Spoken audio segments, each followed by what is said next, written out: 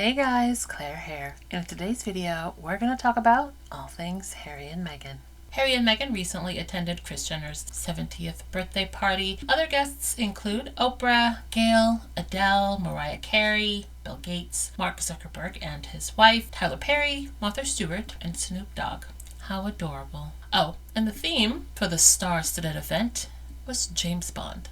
I just love the fact that it's clear that Prince Harry and Meghan Sussex clearly know what moisturizer looks like. Like, you could tell they own moisturizer. So Prince Harry and Duchess Meghan were seen attending the 70th birthday of Kris Jenner that was hosted at the Beverly Hills home of Jeff Bezos.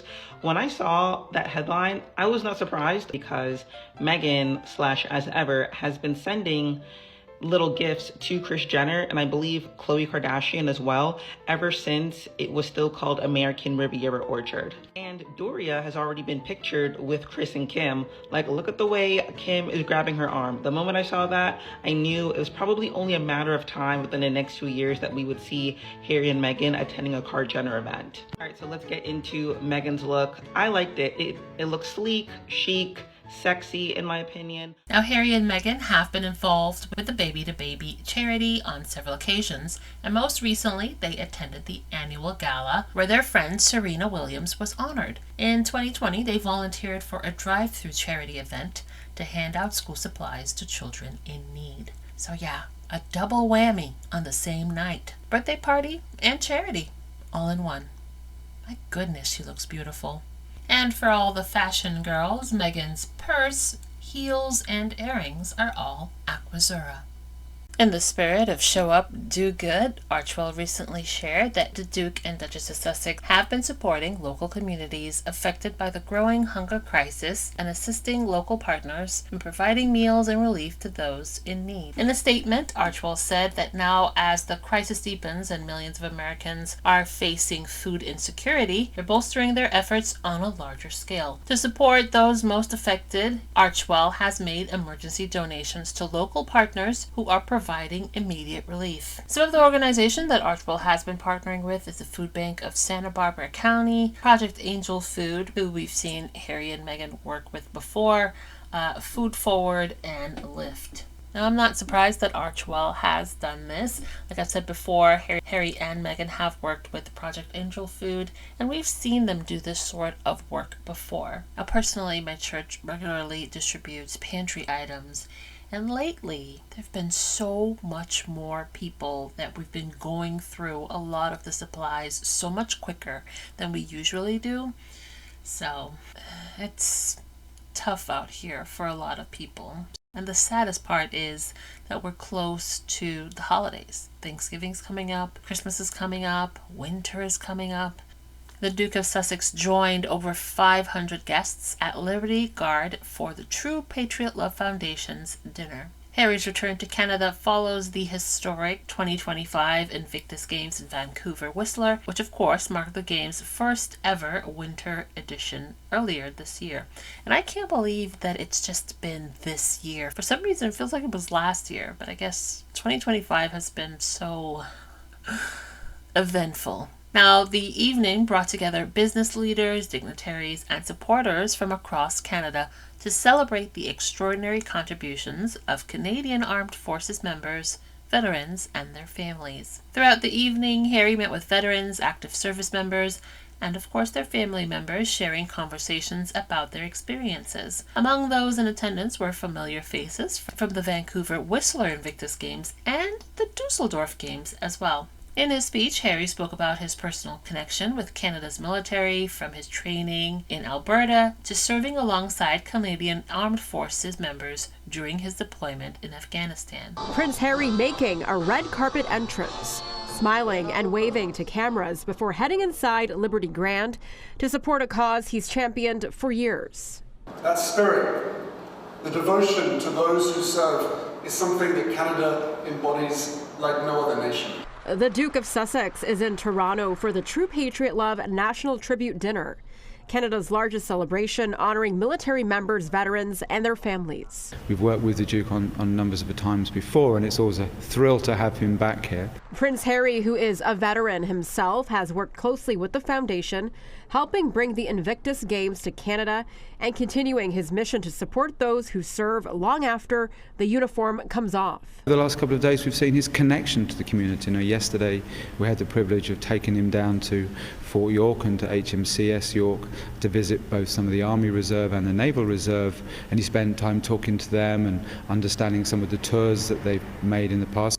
Tonight's event drew dignitaries, business leaders, and military representatives from across the country, all helping raise more than $1.7 million for mental health, family support, and rehabilitation programs. Part of the event included auctioning off helmets painted by artists and veterans, including one painted by Prince Harry. Those who serve protect our freedom, our safety, and our way of life. And in return, we as civilians must protect their future through properly valuing them.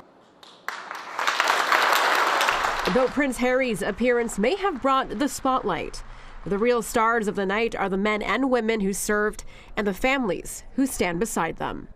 In his speech, Harry was quoted as saying, "Truthfully, this city will always mean a great deal to me. You provided a wife for me." I think it's important that we once again address the blue-hatted elephant in the room. What was the elephant in the room? But now, well, I was going to do this in French, but let's just do it in English. I am truly sorry for wearing a Dodgers hat.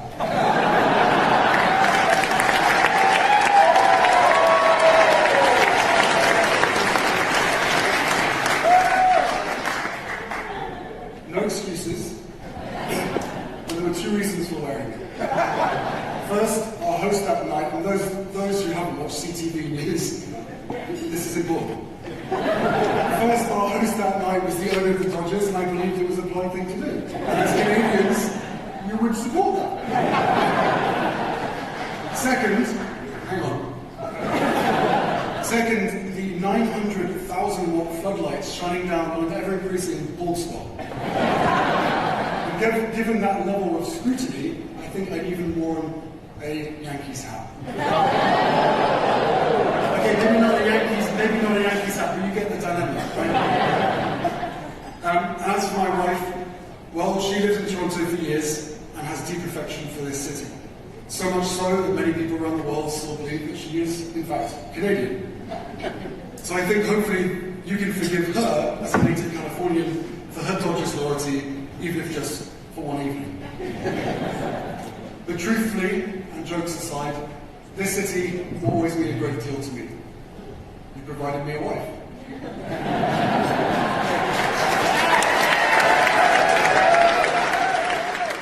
Such a charmer.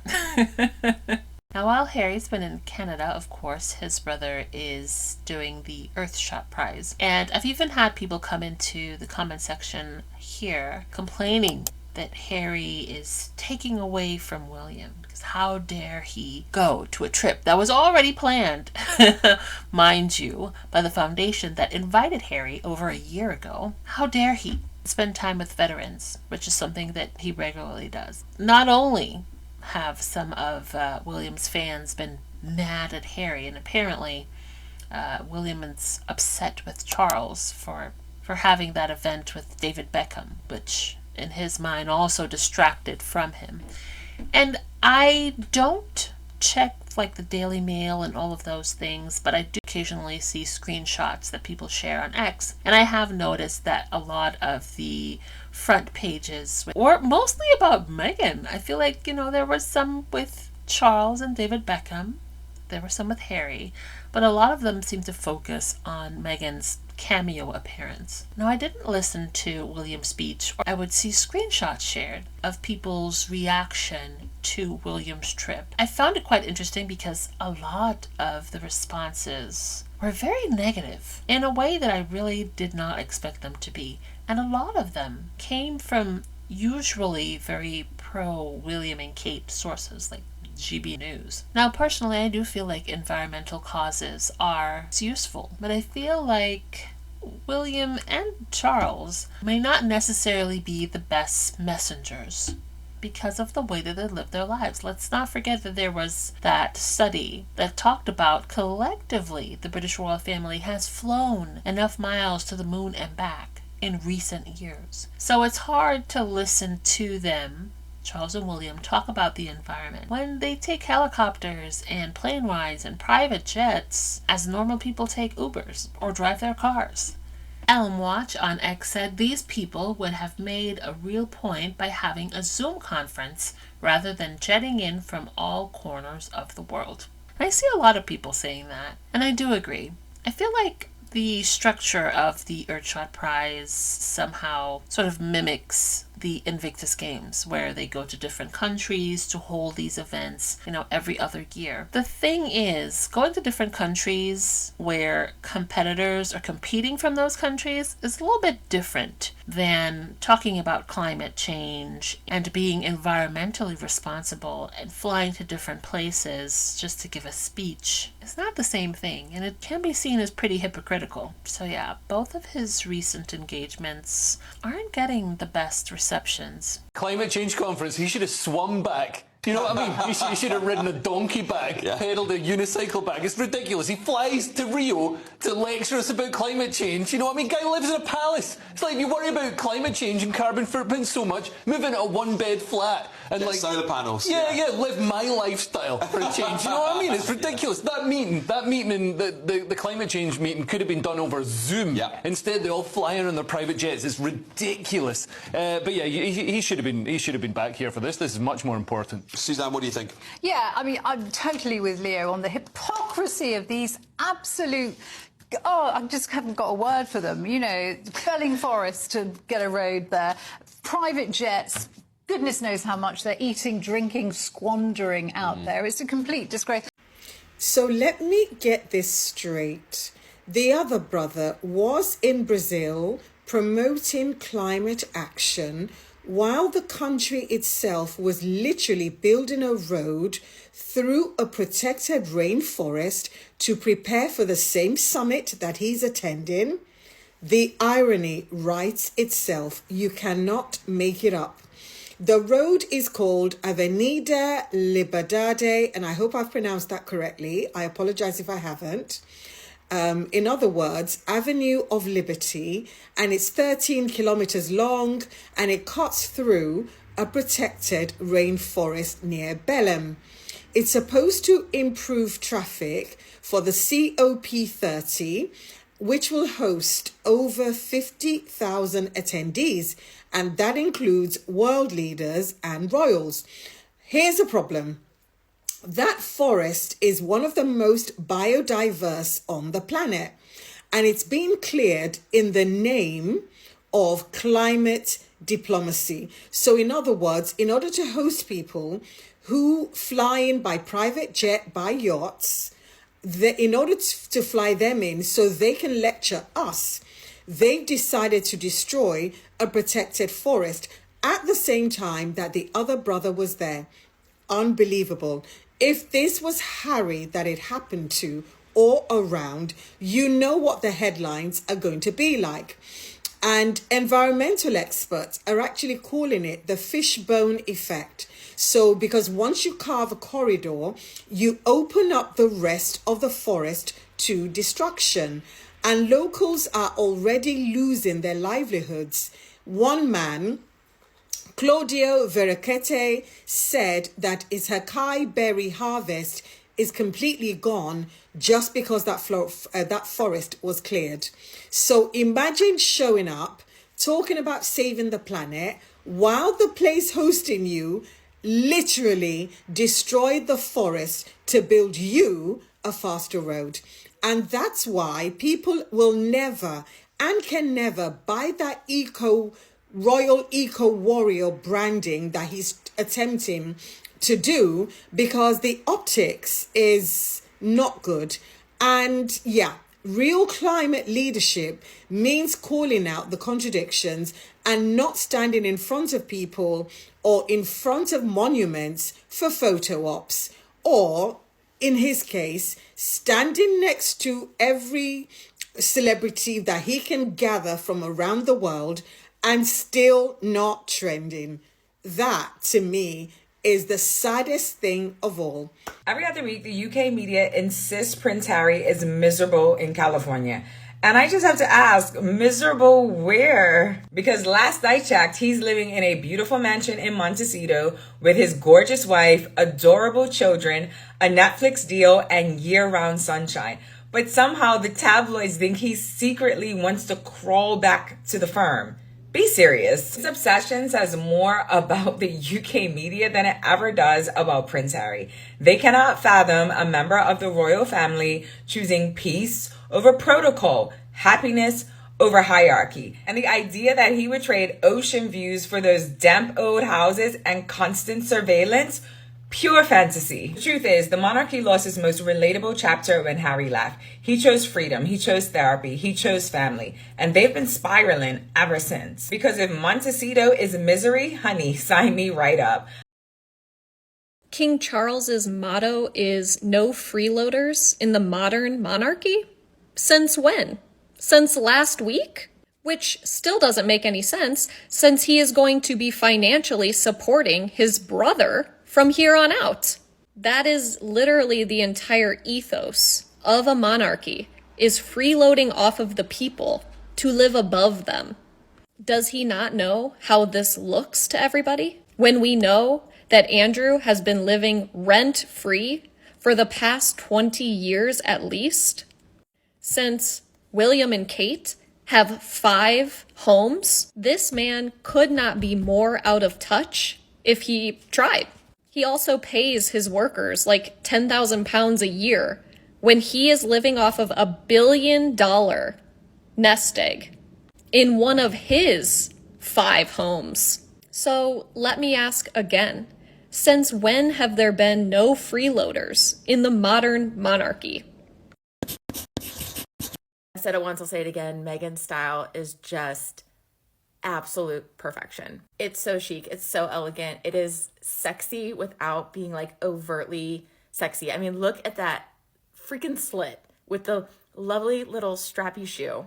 I love that she mixed a top and a skirt, a navy and a black. The jewels are great. The makeup is perfection. The simple hairstyle, like truly, she can do no wrong in my eyes. And the way that like we all dream about her closet, I just want to spend an hour, 4 hours, a day, whatever, combing through everything, seeing what she has, and just then modeling my whole entire closet after it. I mean, the closest I'm ever going to get is buying a candle off of As Ever, just to even remotely have like a scent that Meghan could be burning in her own home. But I absolutely love, love, love this outfit that she wore for Kris Jenner's 70th birthday party. Like her and Harry look absolutely gorgeous, stunning, royalty perfection. You will never convince me otherwise. She does no wrong when it comes to the style game. The Duchess of Sussex is back on a movie set? Hold my calls. Go ahead and follow this page because you know I'm about to break something down. Meghan, the Duchess of Sussex, who I privately call Her Royal Highness, is apparently working on a new movie. Now wait, that has to be against the royal rules, right? Wrong. The Duchess of Sussex is defining her life on her own terms. Meghan Markle, the Duchess of Sussex, Prince Harry's wife, she out here living her best life, and I am here for it. Now let me just say, People magazine had reports from the set, and let me read you what they said. Quote, she was sweet and down to earth. Wait a minute, no pitchforks involved? Not a one. Watching the Duchess bloom in her own life is a reminder for all of us to define our lives on our own terms. Identify your goals, identify your desires, know what you want. Decide who you want to be and ignore the naysayers and the haters. You know, the haters, those are the folks who are so miserable, they want you to join them in their misery. And to that I say, remember to quiet the noise around you. Trust your gut. Listen to your own intuition. Remember, the only race you ever have to run is your own. Meghan, the Duchess of Sussex, and for those who really love her, Her Royal Highness, is in a league of her own and teaches a master class on living your best life every day. Well said. If you really think about it, with all that's been thrown at Meghan and continues to be thrown at her every single day, every move dissected, every smile, every gesture, she continues to show up and live unapologetically. Gotta admire that. Prince Harry and Meghan Sussex attended the Baby2Baby Gala in LA, one of the city's most anticipated charity events. The evening honored Serena Williams and raised more than $18 million to support children and families in need. Baby2Baby's work has been especially critical this year, providing over 30 million items, including food, diaper, and formula, to families affected by the wildfire across California. The event brought together leaders in entertainment, philanthropy, and community service, and Harry and Meghan's presence reinforced their ongoing commitment to causes that align with their own foundation's mission. Through Archewell, they've continued to focus on supporting families facing food insecurity and helping communities recover from crisis. After the gala, the Sussexes attended Kris Jenner's 70th birthday party, joining close friends and longtime supporters. Their back-to-back appearances show how they continue to blend purpose and presence, championing humanitarian work while staying connected to the cultural and social circles that amplify it. Harry and Meghan have built a model on modern service, rooted in visibility, compassion, and action. Their participation in events like Baby2Baby demonstrates that for them, giving back isn't a performance. It's a consistent, deliberate choice to use their platform for good.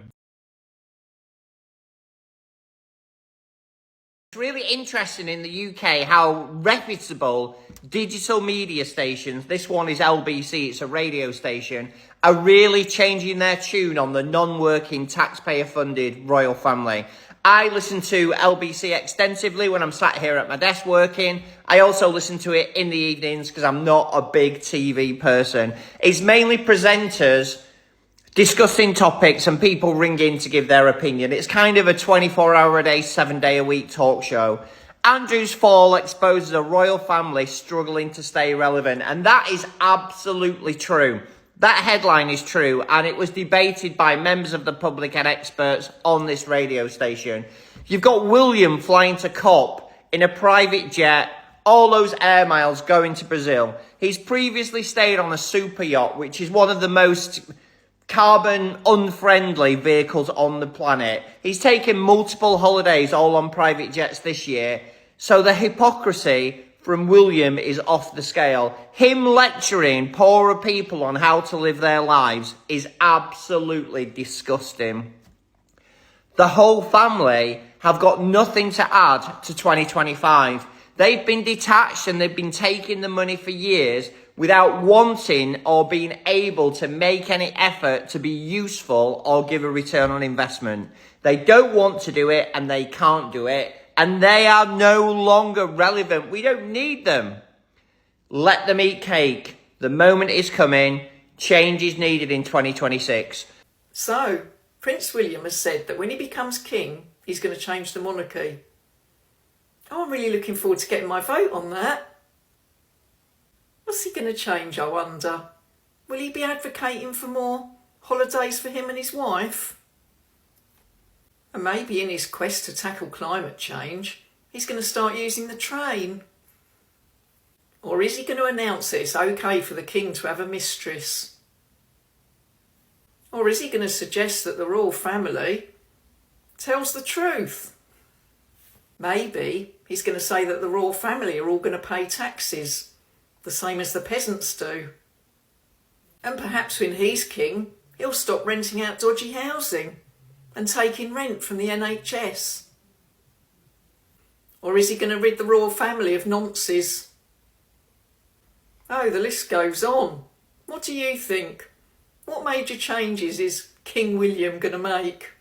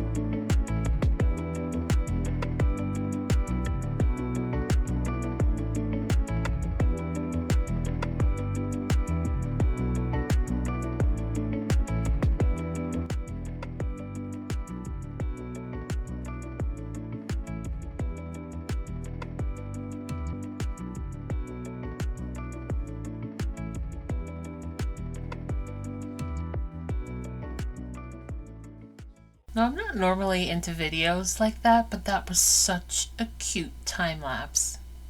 And with that, we've come to the conclusion of today's video. Wherever you guys are, I hope you're having a wonderful day. And I'll talk to you in the next video. Bye.